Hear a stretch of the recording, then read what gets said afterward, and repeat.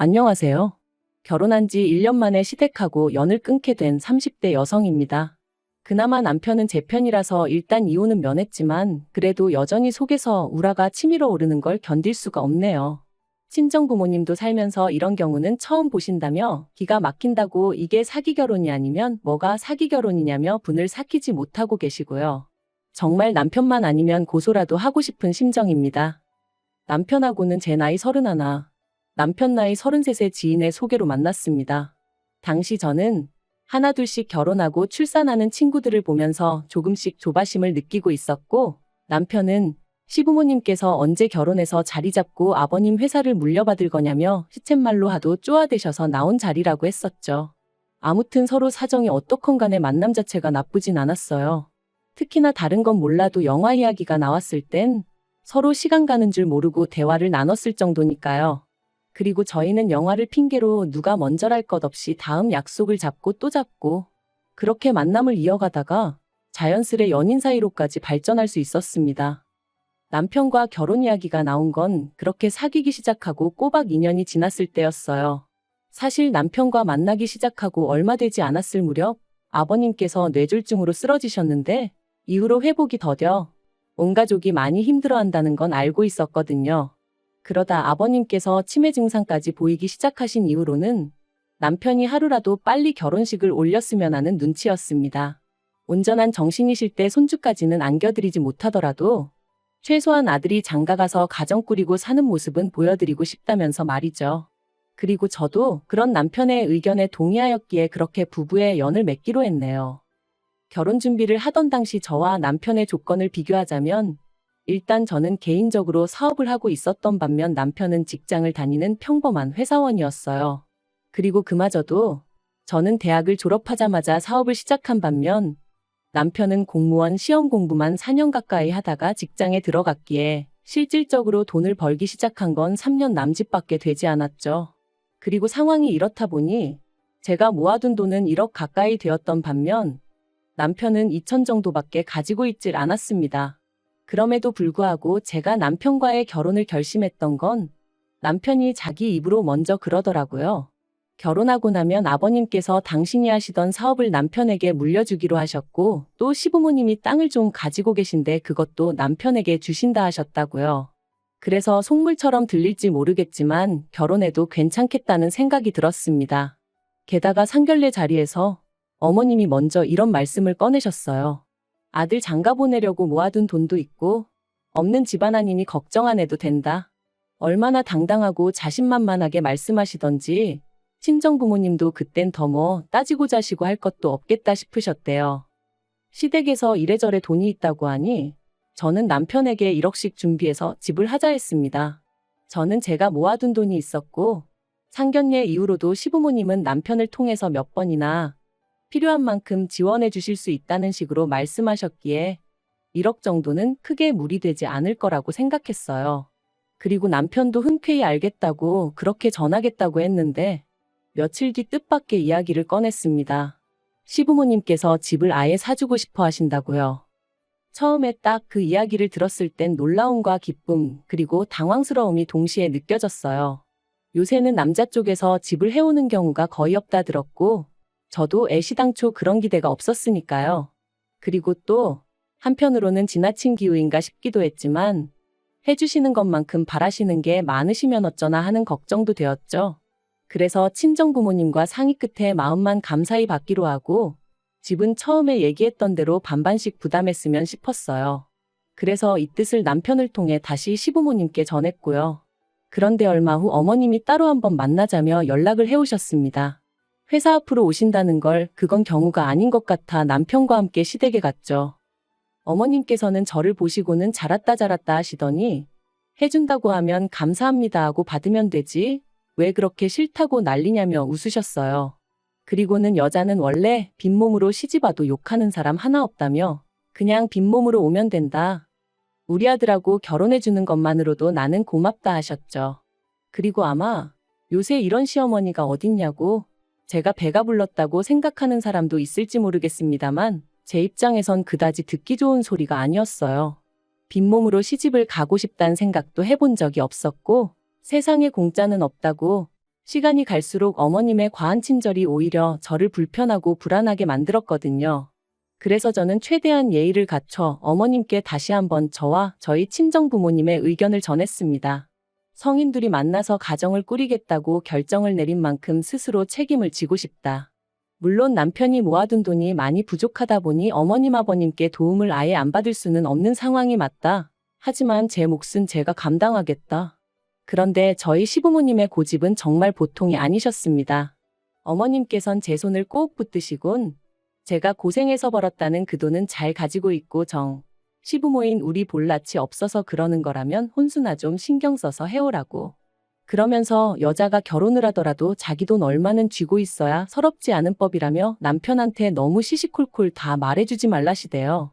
그리고 저는 이 이야기를 들었을 때 제가 정말 행운아인 줄 알았습니다. 마음 넓고 며느리를 정말 딸같이 생각해 주시는 어머님을 만났다고. 저는 정말이지 어리석게도 어머님이 진심으로 저를 생각해 주시는 줄 알았다니까요. 그렇게 결국 시부모님이 1억 7천짜리 아파트를 하나 사주셨는데 명의는 당연히 남편 명의였습니다. 그리고 여기까지도 저는 어떤 불만 같은 것도 없었어요. 하지만 이후의 일들로 저는 조금씩 이게 맞나 하는 의구심을 갖게 되었습니다. 원래 제가 신혼집으로 들어가고 싶었던 집은 비록 신축 아파트는 아니었어도 방 3개, 화장실 2개는 되는 그런 아파트였어요. 그리고 그런 아파트는 서울이 아니라고 해도 2억으론 부족했기에 저희 2사람 돈의 대출을 받아 보탤 계획이었죠.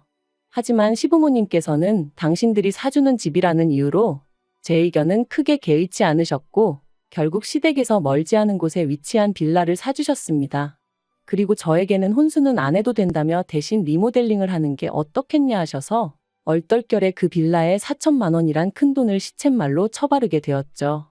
그런데 막상 리모델링을 마치고 나니 그래도 이제 좀 새집 같은데 냉장고나 세탁기 같은 건 남들 보는 눈도 있으니 좋은 걸로 했으면 좋겠다 하셨고 그래서 또 울며 겨자 먹기로 1,000만 원 가까운 목돈을 쓰게 되었습니다. 참고로 원래는 제가 자취하면서 쓰던 냉장고랑 세탁기도 사이즈가 작은 것도 아니고 그렇게 오래된 것도 아니다 보니 그냥 계속 쓰려고 했었거든요. 그리고 말이 나왔으니 말이지만 1,000만 원 가까웠던 결혼식 비용도 제가 부담했어요. 집을 해주신다니까. 정말이지 지금 생각해보면 집 같지도 않은 거 하나, 그것도 공동명의로 받은 것도 아닌데 뭐가 그렇게 감사할 일이라고 이래저래 돈을 뜯겼는지 저도 모르겠습니다. 하지만 더 큰 문제는 결혼하고 3달쯤 지나서부터 불거져 나오기 시작했어요. 아버님의 건강 문제로 남편이 원래 계획보다 조금 더 일찍 아버님 사업을 물려받게 되었거든요. 회사는 당연히 관둬야 했고요. 그런데 아버님이 하시던 사업이 무엇이라고 제가 여기다 밝히긴 어렵지만 직장인들이 월급 받듯이 매달 수익이 정산되는 구조가 아닌 거예요. 게다가 문제는 그뿐만이 아니었죠. 시부모님께선 당장 남편이 저한테 1원 한 푼 가져다 주지 못하고 있다는 사실을 뻔히 알고 계셨음에도 불구하고 매달 생활비와 용돈을 명목으로 100만 원씩 보내줄 것을 요구하셨거든요.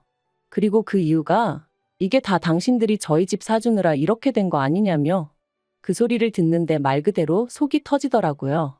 누가 사달라고 한 것도 아닌데 먼저 돈이 있는 집이네 어쩌네 하시며 꾸역꾸역 사주겠다 하시고는 사주셔놓고 그 뒤 후폭풍은 우리더러 감당하라 하시니 아니 이것도 말이 좋아 우리더러지. 솔직히 당시 제 심정은 시부모님이 싼 똥 저 혼자 치우고 있는 기분이었어요. 저 혼자 멋빠지게 벌어서 그 돈으로 시부모님 뒷바라지하고 생활비 쓰고 말 그대로 나날이 한숨만 늘어갔네요. 그래도 제가 참고 견딜 수 있었던 건 보통 10월이면 그의 수익이 정산된다 했고 그러면 숨통이 좀 트이겠구나 싶었기 때문이에요.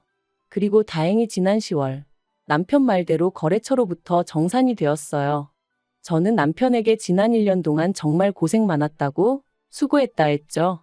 여담이지만 아버님이 사업장을 물려주시긴 했어도 편찮으신 이후로는 관리가 제대로 되지 않아 거래처도 많이 떨어져 나가 있었고 그 외에도 여러 가지 정리되지 않은 것들이 많아서 남편이 야근은 물론이고 주말에도 걸핏하면 사업장에 나가봐야 했었습니다.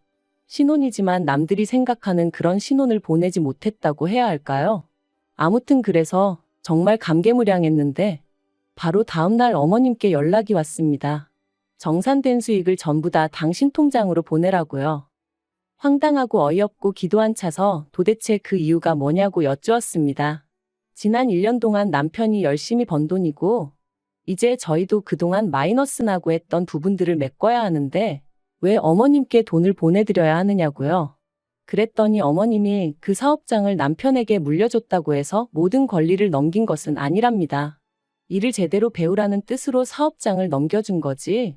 아직 어머님이나 아버님이 보시기엔 남편이 일을 배우려면 한참 멀었다면서 돈 관리도 당분간은 어머님이 해주실 거니 저더러 아무 신경 쓰지 말고 걱정도 하지 말랍니다.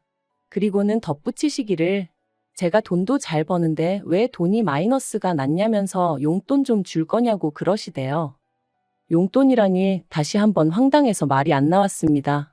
사업장을 물려받을 땐 분명히 어머님 아버님 두 분 다 남편을 전적으로 믿고 맡기시겠다며 상위 10% 안에 들 수 있게끔 키워봐라 어째라 그러셔놓고 이제 와서 용돈을 받으면서 일을 하라니 어떤 며느리가 수긍할 수 있었겠어요. 그래서 결국 더는 참을 수가 없던 제가 어머님께 말했습니다. 정식으로 물려받은 사업이고 그래서 남편도 이제 자기 몫이다 생각해서 발바닥에 불이 나게 동서남북을 뛰어다녔다. 그런데 이제 와서 용돈이라니. 남편은 저와 이룬 가정의 가장이고 저는 그런 남편이 가장 노릇을 제대로 해주길 바란다. 마마보이도 아니고 어머님 말씀대로 좌지우지 되는 꼴은 전 죽어도 못 본다. 저도 한번 말이 나가기 시작하니까 그간 속에 맺혔던 말들이 줄줄이 나가대요. 여담이지만 솔직히 지난 1년 동안 어머님 때문에 저도 나름대로 마음고생이 심했습니다. 결혼할 때 분명히 저는 제 사업을 하는 사람이고 그렇다 보니 남편 일정과는 별개로 저 또한 바쁜 하루하루를 보낸다는 걸 몇 번이나 말씀드렸었는데 막상 식을 올리고 나니까 이후로는 걸핏하면 그래도 남편이 출근할 때 아내가 따뜻한 아침 밥상 정도는 차려줄 수 있어야 된다거나 한 번은 더러워진 남편의 구두 앞코를 보시고는 저더러 이런 건 네가 그때그때 닦아놔야지. 안 그러면 남들이 남편이 지 마누라한테 제대로 대접도 못 받고 산다고 너 게으르단 소리 듣는다고 그런 말씀을 하시기도 하셨죠. 그뿐인가요? 말이 나와서 말이지만 저 시집 올 때 앞서 말씀드린 대로 몇 천만 원이란 돈을 어머님 때문에 얼렁뚱땅 써버렸어요. 그런데도 친척들이나 지인분들 앞에서 아무렇지도 않게 우리 며느리는 몸만 왔다. 내가 그러라 했다. 우리 며느리는 땡 잡은 거다. 그런 말씀을 하셨는데 솔직히 얼마나 기분이 상했는지 모릅니다. 그렇다고 그럴 때마다 제가 왜 빈몸으로 왔냐고 리모델링도 하고 혼수도 하고 할 거다 했다고 정정을 할 수도 없는 노릇이고 그래도 그럼에도 불구하고 남편 하나 믿고 어머님 말씀은 그러려니 하며 버텨왔는데 이젠 뭐 용돈 받아 생활하라니 미치고 팔짝 뛸 노릇이었죠. 그런데 어머님께선 이런 제 속마음을 아시는 건지 모르시는 건지 계속해서 하시는 말씀이 당신이 집도 해줬고 사업장도 물려줬는데 그리고 나중엔 땅도 줄 건데 돈도 당신이 잘 관리해서 목돈 만들어 줄 건데 뭐가 그렇게 이해가 안 되냐면서 그리고는 너 시집 오기 전에 모아둔 돈이 1억인가 있었다면서 그걸 다 썼냐고 그건 아닐 거 아니냐면서 일단 그 돈으로 생활비하고 그러면 되는 거 아니냐입니다. 게다가 또 덧붙이시기를 나는 너 아무것도 없이 덜렁덜렁 몸만 시집 왔어도 어디 가서 네 욕 한번 해본 적 없다 하시면서 참고 기다리면 어련히 알아서 챙겨줄 거니 그만 징징거리라나요. 저는 도무지 화를 참을 수가 없었습니다. 그래서 왜 자꾸 빈몸으로 시집 왔다 하시냐고 저 빈몸으로 오지 않았다고 소리를 질렀죠. 처음부터 반반부담으로 집하겠다고 했는데 어머님이 극구 말리셔서 못했다고 그래놓고 막말로 집도 제 마음에도 하나도 안 드는 집으로 해주시지 않았냐. 게다가 명의도 보란듯이 남편 명의로 딱 해놓으시고 그리고 나서는 티 안 나는 거 세월 지나면 똥 되는 거는 다 제 돈으로 하라시고 지금도 보라고 남편이 번 돈은 어머님이 다 가져가셔서 관리하시겠다 하고 제가 버는 돈으론 생활비 하라시고 이게 말이 되냐. 너무 기분 나쁘고 싫다 했습니다. 그리고는 앞으론 제가 버는 돈을 저축하고 남편이 벌어오는 돈으로 생활비를 해야겠으니 그런 줄 아시라 했어요. 그랬더니 어머님은 어머어머하시며 제가 뭘 오해를 해도 단단히 오해를 한 거라셨는데 오해는 무슨 막말로 이러다 남편이랑 저랑 이혼이라도 하게 되면 저는 개털인 거잖아요. 그 생각을 하니까 어머님이 어찌나 교활하고 야가 보이던지 한마디라도 더 나눴다간 제가 정말 이성의 끈을 놓치게 될지도 모르겠다 싶더라니까요. 그리고 그날 저녁 집에서 씩씩대고 있는데 남편이 들어왔습니다. 언뜻 남편 표정을 보니 벌써 어머님한테 뭘 들어도 들었구나 싶더라고요. 그리고 저는 순간 남편이 먼저 이야기를 꺼낼 때까지 기다릴까 하다가 쇳불도 단김에 빼랬다고 기왕 말라온 거 앞으로 어떻게 할지 아예 결단을 내야겠다 싶었습니다. 그래서 남편더러 앉아보라 하니까 남편도 멈칫하더니 이내 그래 얘기 좀 하자며 자리에 앉더라고요. 저는 남편에게 단도직입적으로 말했습니다. 당신이 만약에 들어온 수익을 전부 어머님한테 보내드린다면 나는 당신하고 더는 같이 살 자신이 없다. 까놓고 말해서 당신이 무슨 머슴도 아니고 일은 혼자서 죽어라 다 하고 왜 그 돈을 어머님한테 드려야 하는지 모르겠다. 게다가 이제껏 생활비니 뭐니 받아가신 건 뭐고 그러면 당신은 용돈 받아가며 일하고 나는 나대로 돈 벌어서 또 생활비도 드려야 된다는 이야기인데 이게 말이 되는 소린가? 지나가는 사람들 붙잡고 물어보라고 그랬죠.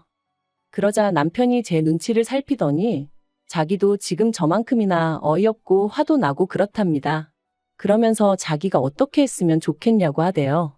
어머님은 계속해서 마누라 말은 들을 거 없고 당신 말만 들으면 된다고 내가 땅도 줄 거고 막말로 시부모님 두 분 다 돌아가시면 재산이 어디 가겠냐고 다 저희 몫인데 뭐가 마음에 안 들어서 제가 그 난리인지 모르겠다 하셨다나요. 저는 남편에게 나는 당신이 정신적으로든 경제적으로든 부모님으로부터 완벽히 독립한 건강한 성인 남성이길 바란다 했습니다. 그래야 나도 당신을 전적으로 믿고 아이도 낳고 우리의 가정을 꾸릴 수 있지 않겠냐고요. 그리고 이렇게까지 이야기했는데도 당신이 내 말을 이해를 못하겠거나 못 따라주겠다 하면 난 우리 사이에 미래가 없다고 생각한다고 이쯤에서 정리하는 게 낫겠다 했죠. 그랬더니 남편이 왜 이렇게 극단적이냐면서 자기는 저랑 못 헤어진다고 일단은 어머님과 거리를 더 보겠답니다.